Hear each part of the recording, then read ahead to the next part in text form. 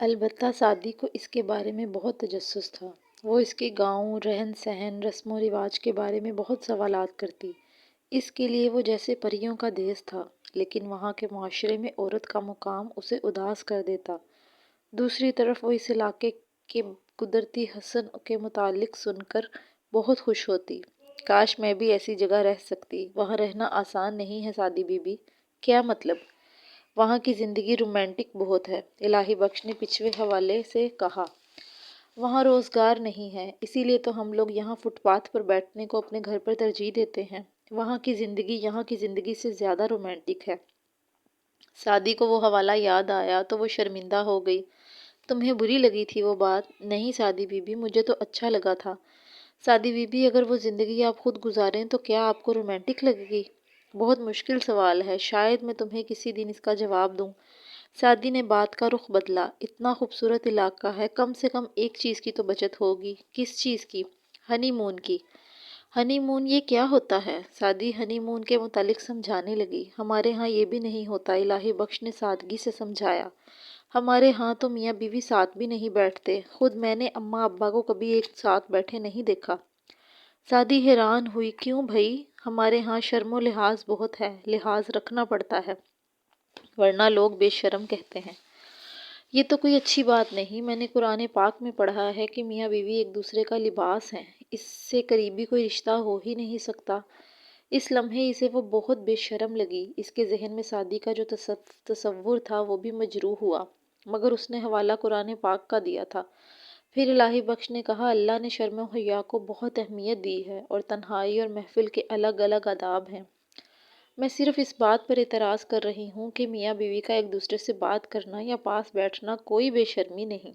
خیر یہ تمہارے ہاں کا قاعدہ ہے، تو مجھے اس سلسلے میں کچھ نہیں کہنا چاہیے۔ یہ کہتے کہتے سعدی کے لہجے میں بے رخی آ گئی۔ الہی بخش خاموش ہوا۔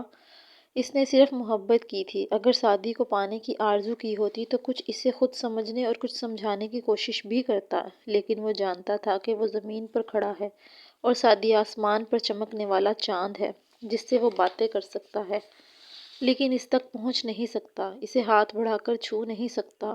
دوسرا، اسے جس عشق کی گھٹی پلائی گئی تھی اس میں صلے اور مال کا تصور نہیں تھا۔ سعدیہ نے اس کی خاموشی کو ناراضگی سمجھا۔ وہ بولی، ناراض ہو گئے ہو کیا؟ نہیں بی بی جی، میں آپ سے کبھی ناراض نہیں ہو سکتا۔ بہت بڑی بات کہہ رہے ہو، ایسا کبھی ہوا تو یاد ضرور دلاؤں گی۔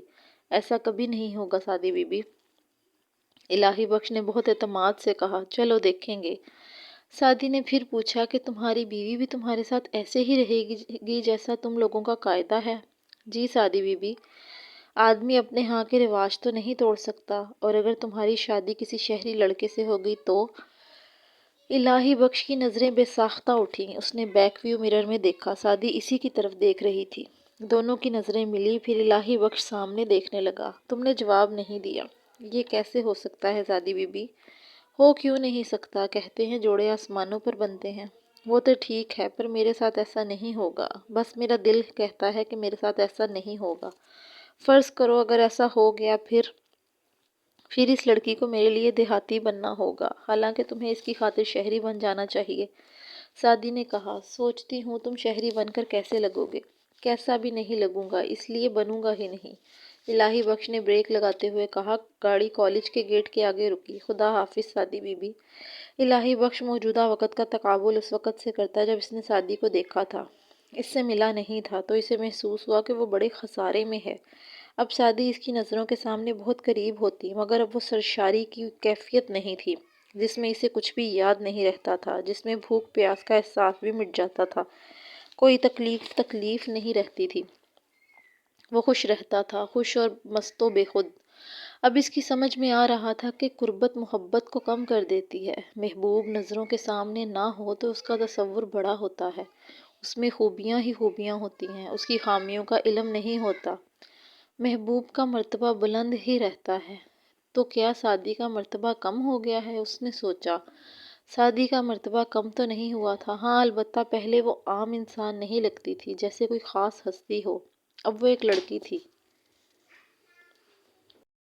جس پر وہ نکتہ چینی بھی کر سکتا تھا۔ سعدی بہت اچھی لڑکی تھی، مگر الہی بخش کو یہ بات سمجھ نہیں لگی تھی کہ وہ غیر حجابانہ باتیں اس سے کر لیا کرتی تھی جو اس کے خیال میں معیوب تھی۔ یہ سوچتے ہوئے الہی بخش کو خیال آیا کہ وہ ایک اہم بات نظر انداز کر رہا ہے۔ یہ اپنی اپنی تربیت اور سوسائٹی کے رسم و رواج کی بات ہے۔ پھر اسے خیال آیا کہ اسے سادی سے محبت نہیں، عشق ہے۔ عشق انسان کی خوبیوں سے نہیں بلکہ انسان سے ہونا چاہیے۔ سادی کی بدترین برائی کی وجہ سے بھی اس کا دل سادی سے برا نہیں ہونا چاہیے، اور اس نے کوئی بلا ارادہ تو عشق نہیں کیا۔ یہ جذبہ تو اس کے دل میں ڈالا گیا ہے، اور پھر کون جانے یہ کتنے دن کا ساتھ ہے۔ قریب آنے سے ایک اور نقصان ہوا تھا۔ پہلے وہ آنکھیں بند کرتا تو وہ اس کے سامنے آ کھڑی ہو جاتی۔ وہ گھنٹوں اس سے باتیں کرتا تھا۔ باتیں تو وہ اب بھی کرتا تھا، مگر ان میں اب وہ لذت نہیں تھی۔ پہلے وہ سوتا تھا تو اس کے خواب میں ضرور آتی تھی، اور اب خوابوں سے محروم نیند صبح سو کر اٹھنے میں وہ لذت نہیں رہی تھی۔ الہی بخش نے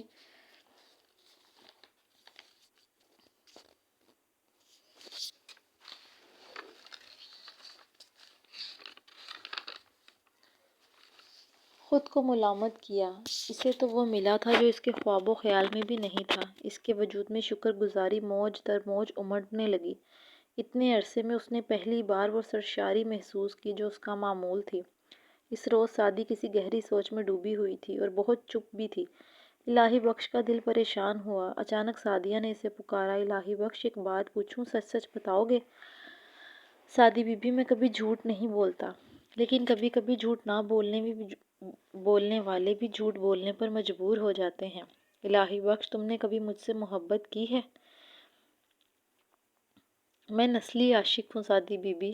الہی بخش نے عقب نما شیشے میں دیکھا۔ سادی حیران نظر آ رہی تھی۔ کیا بات ہے، آپ کو اتنی حیرت کیوں ہوئی؟ سادی کو اس جواب کی توقع نہیں تھی۔ جو سچ تھا، جیسا تھا ویسے ہی کہہ دیا۔ ذرا وضاحت تو کرو۔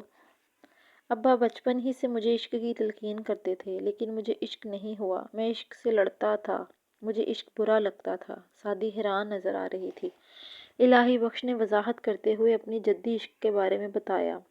پہلے تم نے کہا تم نسلی عاشق ہو، پھر تم نے کہا عشق سے لڑتے رہے ہو۔ یہ تو متضاد بات ہے۔ ہاں سادی بی بی، میں لڑتا رہا، مگر اب میں عشق کرنے لگا ہوں۔ کس سے؟ مجھے ہر انسان سے محبت ہے سادی بی بی۔ میں نے سمجھ لیا ہے کہ اللہ سے عشق کرنے کی یہی صورت ہے۔ پھر بھی یہ تو بتاؤ، کس سے محبت کرتے ہو تم؟ میں نے بتایا نا کہ ہر انسان سے، ماں باپ سے، بہن بھائیوں سے، رشتہ داروں سے، آپ کے پاپا سے، کرمو چاچا سے، اظہر بابا سے، آپ کی امی سے، سب سے۔ سادی بی بی، ادھر دیکھو، تم نے میرا نام نہیں لیا۔ اس کا مطلب میں بالکل بھی اچھی نہیں ہوں؟ کسی کے منہ پر کہنا جھوٹا جھوٹا لگتا ہے۔ اس کا آپ کے نام نہیں لیا تو تم مجھے اچھا سمجھتے ہو، مجھ سے محبت کرتے ہو؟ جی سادی بی بی، ایک اور بات، اور آدمی ہر کسی سے برابری کی محبت تو نہیں کرتا۔ بتاؤ میرا نمبر کون سا ہے؟ مجھ سے کتنی محبت کرتے ہو تم؟ یہ بتانا تو ناممکن ہے بی بی جی۔ محبت آدمی ناپ تول کر تو نہیں کرتا۔ سادی نے شیشے میں دیکھا تھا کہ اس کی محبت کے نام پر الہی بخش کے چہرے پر رنگ دوڑ گیا تھا۔ یہ باتیں میری سمجھ میں نہیں آتی، اور میں اس محبت کی بات بھی نہیں کر رہی۔ میں پوچھ رہی ہوں، تم نے کبھی کسی لڑکی سے محبت کی ہے؟ یہ تو بہت ذاتی نوعیت کی بات پوچھی ہے آپ نے۔ ایسی باتیں نہ کسی سے پوچھتے ہیں نہ کرتے ہیں۔ کیوں، کیا حرج ہے اس میں؟ بس یہ اچھی بات نہیں۔ میں تو بس سمجھنا چاہ رہی تھی کہ محبت کیسی ہوتی ہے۔ تم نے منع کیا ہے تو آئندہ ایسی بات نہیں کروں گی۔ الہی بخش نے شیشے میں سے غور سے دیکھا۔ برا تو نہیں مانی آپ؟